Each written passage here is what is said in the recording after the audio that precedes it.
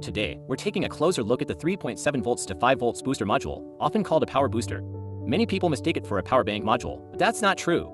This is only a voltage booster, and it's available in both Type-C and micro USB versions. Its job is simple. It boosts the 3.7 volts from a lithium battery to a 5 volts output. Sounds great, right?